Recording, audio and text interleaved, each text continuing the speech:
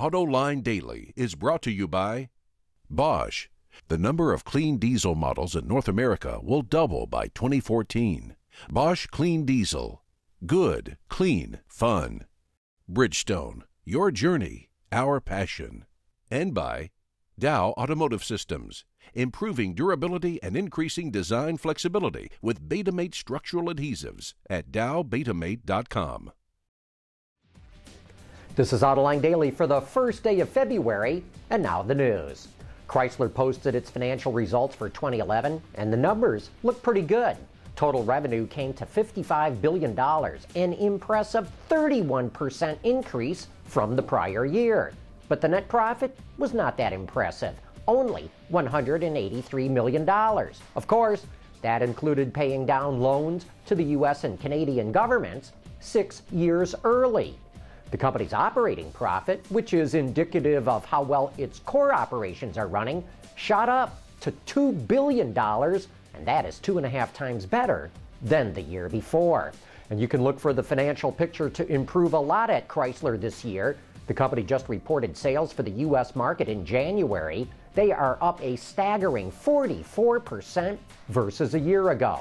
And in tomorrow's show, we'll show you the lineup of new cars that Mopar is coming out with this year, so the good times will keep on rolling.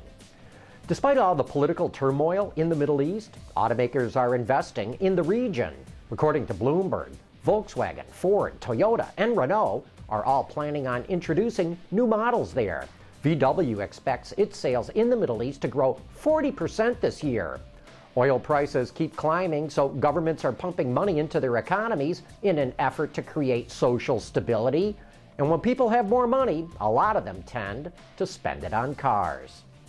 The head of the National Highway Traffic Safety Administration, David Strickland, says the agency will decide next year if it will impose regulations for vehicle-to-vehicle communication, what they call V2V. According to the Detroit Free Press, NHTSA is finishing its pilot tests and will have enough information to decide if cars will be mandated to have the technology. Strickland says connected technology is the next major step in reducing traffic deaths and that it can help avoid up to 80% of possible crashes. Tesla's Model S sedan is not even available yet, but that's not stopping the company from hyping its next new model. The California-based automaker is set to reveal its latest creation in just a few short days. Building up to the unveil, a heavily silhouetted image of its Model X crossover appears on the latest event invites that it sent out. As always, you can't see squat in these teaser shots, but the front end looks fairly bulbous, almost fish-like. I bet they just stretched out a Model S sedan to make it a little bit taller and longer, but we shall see. We'll have all the news that's fit to broadcast next week, so sit tight. Navistar, the maker of international trucks, potentially faces some huge fines for selling heavy-duty diesel engines that do not meet emission standards. The U.S. EPA could force the company to pay as much as $2,000 for each engine that it sold that misses the NOx target.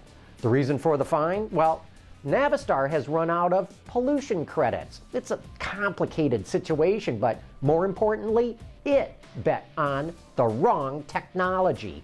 It went with EGR, or exhaust gas recirculation, for its after-treatment system, as opposed to SCR, selective catalyst reduction.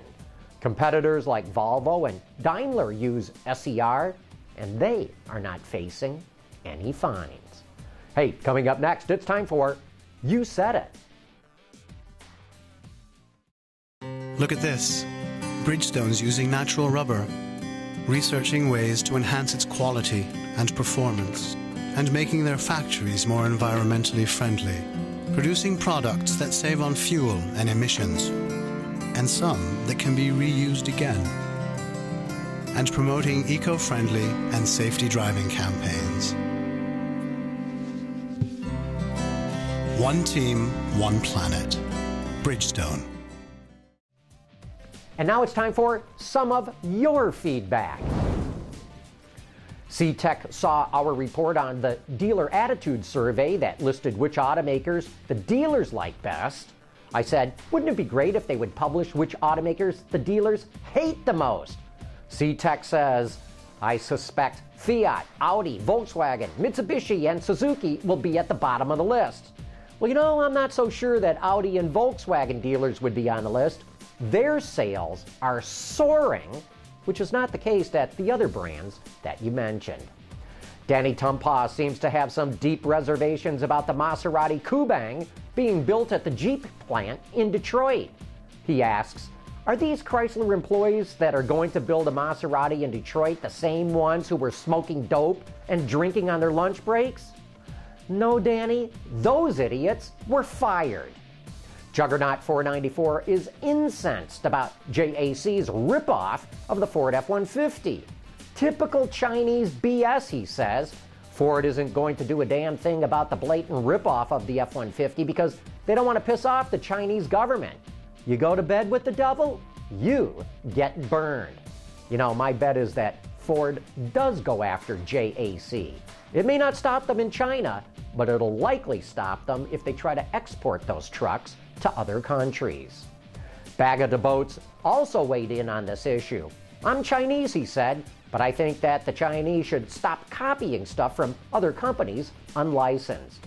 Baga de Boats, the problem is with the management of those companies. China's developing some pretty good car designers of its own, and those companies should be unleashing their creativity instead of copying other companies' designs. And one Bentley forever is puzzled by BMW's announcement that it'll have diesel engines in some of its M cars. Diesel-powered M cars, he says? I think hell has frozen over. Dude, haven't you been watching what's been going on at the 24 Hours of Le Mans? Diesel cars, sports cars, are the fastest ones in the field and have won the race for a number of years. It only makes sense to offer performance diesel cars to customers, and I bet they sell exceptionally well. Thanks for all your letters and comments. We love getting them. And that wraps up today's show. Thanks for watching. We'll see you tomorrow. How does 12 million impressions grab you? Get your advertising message in front of the most engaged automotive consumers in the world. Call me, Stacy Eman, at 586-255-1364